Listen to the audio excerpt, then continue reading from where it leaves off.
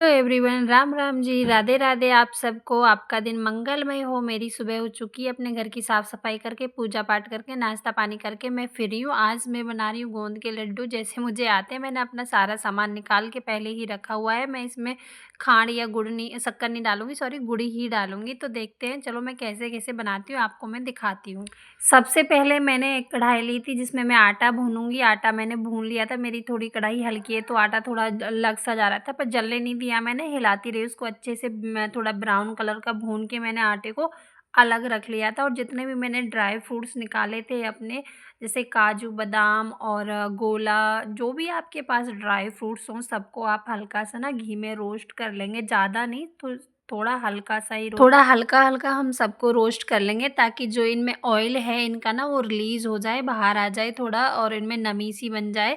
और सिक्के, और फिर मैंने मखाने भी ले लिए थे, मतलब कि जो जो मेरे पास थी सबको मैंने हल्का हल्का रोस्ट कर लिया था। देन इसके बाद मैं इसमें थोड़े तिल भी डालूंगी, जो हमारी हड्डी के लिए बहुत ज़्यादा अच्छे माने जाते हैं। तिल हैं, मखाने हैं, ये दोनों चीज़ें हड्डियों के लिए बहुत ज़्यादा सही मानी जाती हैं। तो मेरे पास जितने भी ड्राई फ्रूट्स थे मैंने वन बाई वन के करके सारे रोस्ट कर लिए हल्का। अब मैं इनको मिक्सी में पीस लूंगी। इनको मैं थोड़ा हल्का दरदरा सा रखूंगी, ज़्यादा नहीं, थोड़ा हल्का सा ही दरदरा रखूंगी, ताकि जो आटे में मैं इनको डालूंगी ना तो थोड़ी मतलब ऐसे मुंह में भी आए तो अच्छे लगते हैं। आप चाहो तो इनको बहुत ज़्यादा बारीक भी कर सकते हो, और आप चाहो तो इनको हल्का दरदरा भी कर सकते हो, जैसी आपकी मर्जी।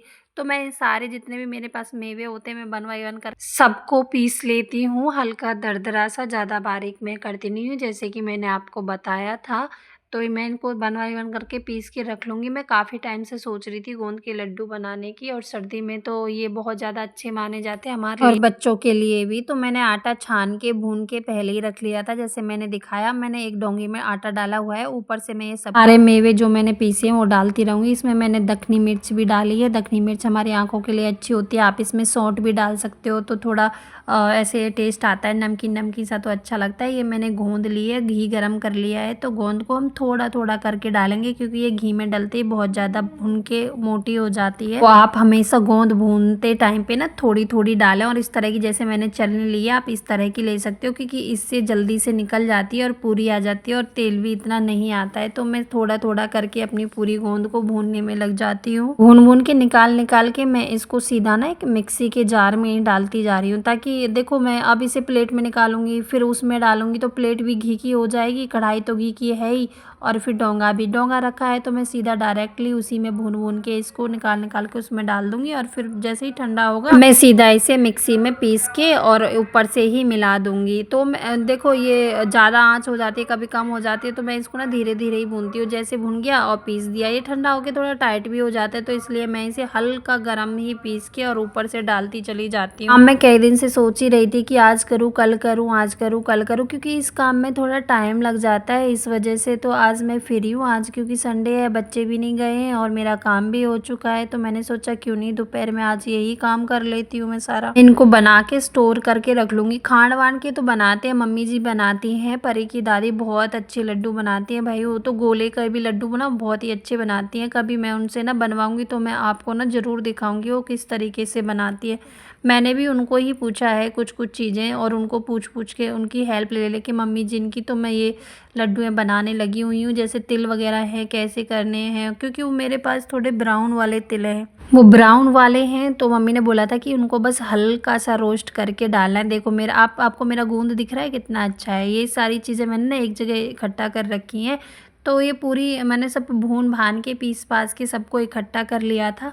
अब ये इसमें तो आ नहीं रहा था, इसलिए मैंने सोचा क्यों नहीं एक और बड़ा बर्तन ले ले, तो मैंने अपना पूरा भगोना ले लिया था। अब इसमें जो कुछ मैंने सब पीस पास के सबको मिक्स करके इसमें रख दिया था साइड में। इधर मैंने गुड़ को पिघलाने रख दिया है। मैं गुड़ को ज़्यादा नहीं घुमाऊंगी, क्योंकि ज़्यादा घुमाऊंगी तो फिर वो चाशनी जैसे कड़क बन जाएगी। बस हल्का सा ही रखूँगी, हल्का सा रख के फिर मैं इसमें डाल दूँगी। अब मेरा गुड़ भी पिघल के रेडी हो चुका है, वो मैंने साइड में रख दिया है। तो मेरा पूरा किचन मैस हो गया था भाई। आप ऐसा कोई काम करो तो किचन तो पूरा फैल ही जाता है। तो मैंने सोचा जब तक चाशनी मेरी थोड़ी हल्की ठंडी होती है मैं अपनी किचन की पूरी साफ़ सफाई कर देती हूँ। चटनी को पूरी तरह से ठंडा नहीं होने दूँगी, नहीं तो फिर वो थोड़ा जमी-जमी सी हो जाएगी। बस हल्की थोड़ी गरम रहेगी भाई, जो हाथों से मैं उसको ना पूरा मिक्स कर सकूँ इस तरह की कि मैं उसको रखूँगी, ताकि लड्डू बनाते समय ना वो हाथें जले नहीं, और ऐसे भी ना हो कि लड्डू बन नहीं पाएँ। तो बस ऐसे रखूँगी उसे कि जो मैं अपने हाथों से लड्डू बना सकूँ। तो मेरे स्लैब तो और किचन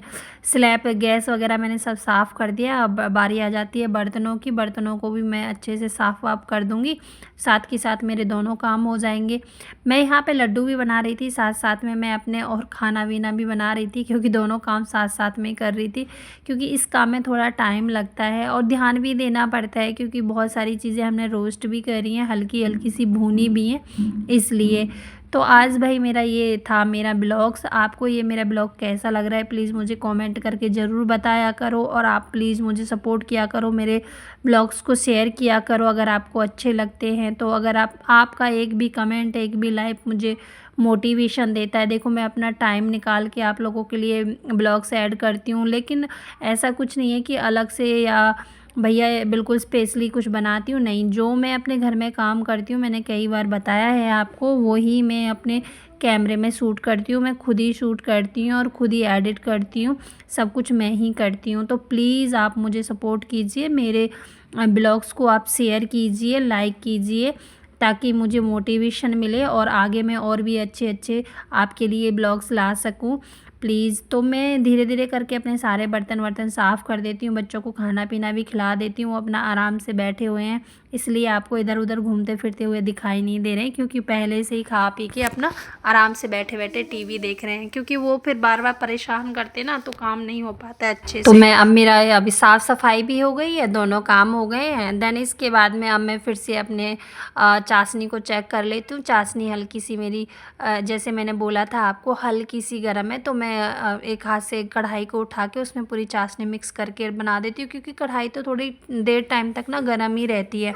चाशनी तो फिर भी मेरी थोड़ी ठंडी हो गई थी, तो पूरा मिला के मैंने अच्छे से पूरा जितना मेरा मिश्रण था उसको मैं अच्छे से घोल दूँगी, और कढ़ाई वगैरह को सबको अच्छे से पूछ के उसी में मिक्स कर दिया है। अब मैं अच्छे से मिला के, देखो आप चाहो तो आप इसको ऐसे भी रख सकते हो, और आप चाहो तो इसके लड्डू भी बना सकते हो। मेरे हिसाब से लड्डू ज़्यादा अच्छे, अगर बच्चे वगैरह हम खाएं तो सिर्फ एक लड्डू निकालो और खा लो, आपकी मर्ज़ी है। बस मुझे डर है कि ये थोड़े टाइट ना हो जाए, क्योंकि गुड़ की तो मैं फ़र्स्ट टाइम ही बना रही हूँ। मिलते हैं नेक्स्ट ब्लॉग में, तब तक के लिए बाय बाय। मिलते हैं आपको एक और नए ब्लॉग्स में, बाय बाय।